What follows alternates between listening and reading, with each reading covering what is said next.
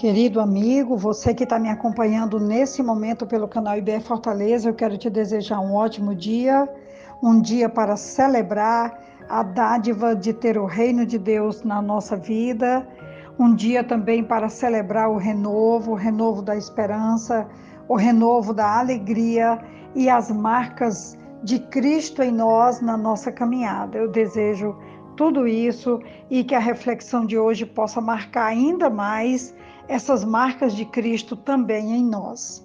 Hoje uma reflexão no livro de Romanos.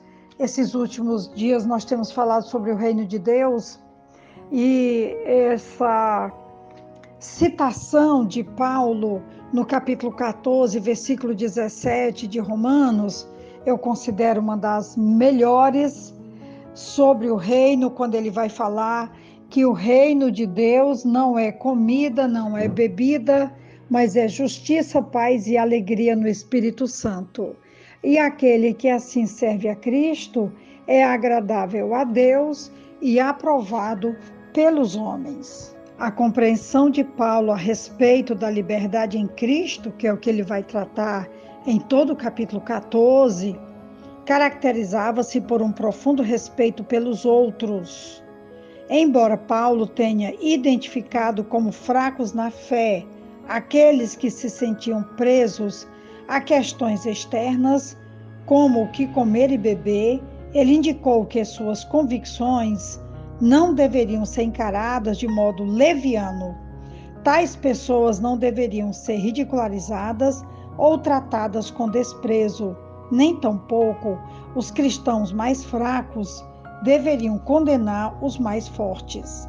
Liberdade em Cristo significa que os cristãos são livres para seguir suas próprias convicções. Também significa que cada crente deve permitir aos outros irmãos a mesma liberdade. Portanto, não existe nenhuma base para julgamento.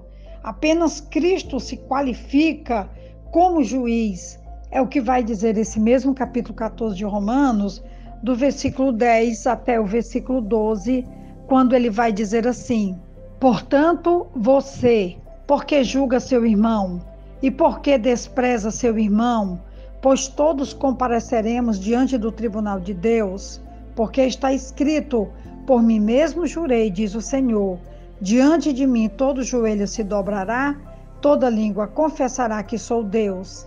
Assim, cada um de nós prestará contas de si mesmo a Deus.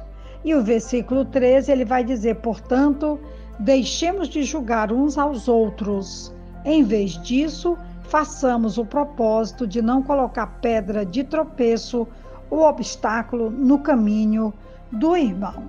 E ainda mais é preciso que o foco não esteja em si mesmo, mas no outro, procurando não representar uma pedra de tropeço, como eu acabei de ler, para a fé e a confiança de outras pessoas.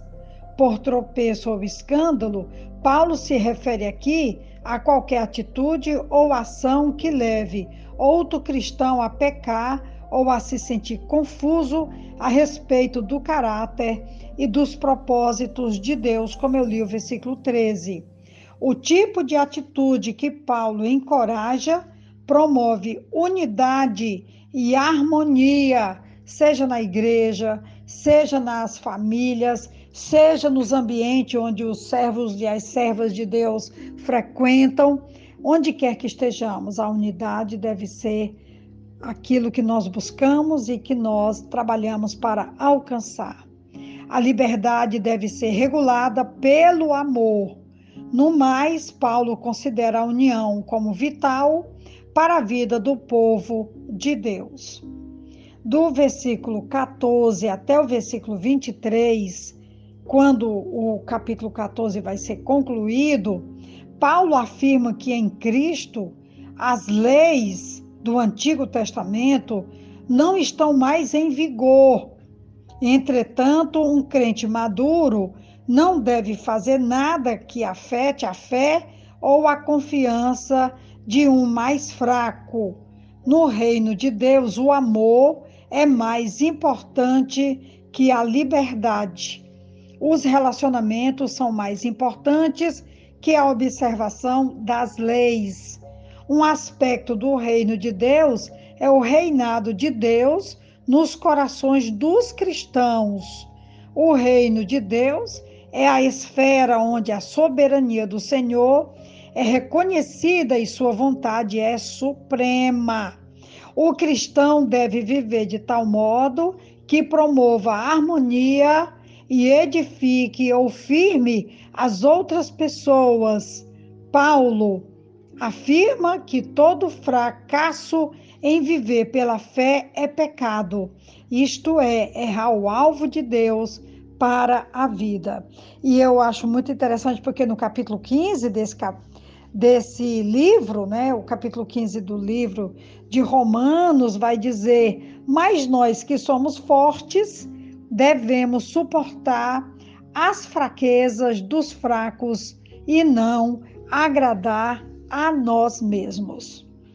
Eu ainda quero falar sobre o que eu considero a essência de todo o capítulo 14, que é o versículo 17, que o reino de Deus não está ligado à comida nem à bebida, porque havia aqui uma discussão, quem comia isso era fraco, uns podiam comer carne, outros só podiam comer legumes, toda aquela celeuma, porque a lei trazia restrições contundentes sobre alguns alimentos que não podiam ser ingeridos, e tem essa discussão aqui. Paulo vai então sair da periferia do assunto da fé e ele adentra a essência quando ele vai dizer: ei, para aí, porque o assunto está só na periferia da discussão, quando na realidade a essência é o que importa.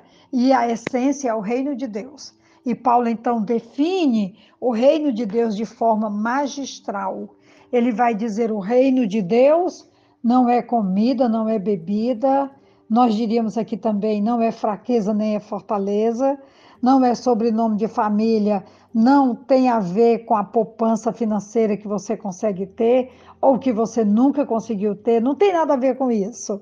Paulo está dizendo: o reino de Deus é justiça, paz e alegria no Espírito Santo. E aquele que assim serve a Cristo é agradável a Deus e aprovado pelos homens. Que convicção de Paulo em andar nas pegadas de Jesus, em andar na essência cristã, na essência com Cristo, e ele chamar agora a igreja em Roma, que estava se degladiando por causa de comida, de bebida, de costumes, de quem era fraco, de quem era forte, da lei ou da não observância da lei, e ele chama a atenção agora para a essência e diz: olha, o reino de Deus não é isso aí. O reino de Deus é amor, paz, justiça, alegria no Espírito Santo. E aquele que serve a Cristo é agradável a Deus e apreciado pelos homens. O reino de Deus, Paulo coloca as coisas no seu devido lugar. Nossas regrinhas de pode ou não pode não tem nada a ver com Deus, nem com o seu reino, muito menos nossos objetivos numéricos ou materiais. A justiça, a paz e a alegria no Espírito Santo, estes sim são verdadeiros objetivos para nos orientar, reorientar, dirigir, guiar e podermos então acertarmos uma vida toda dedicada a esses princípios que Jesus morreu para ensinar a sua igreja a amar, tolerar e também a edificar o seu reino na vida do outro ou na vida dos outros. E hoje a reflexão é sobre isso e sobre estender isso ao outro ou aos outros que estão em nossa volta. Que Deus então nos abençoe e nos ajude a colocar isso em prática, como Paulo gritou para que a igreja de Roma assim o fizesse, porque Cristo já havia feito. Deus nos ajude então, um dia de paz, um dia de colocar esses princípios do reino na vida do outro, dos outros, em nome de Jesus, amém. Um ótimo dia. Aqui quem vos fala é a pastora Betinha da Igreja Batista Esperança. Eu desejo um ótimo dia, uma ótima reflexão. Amém.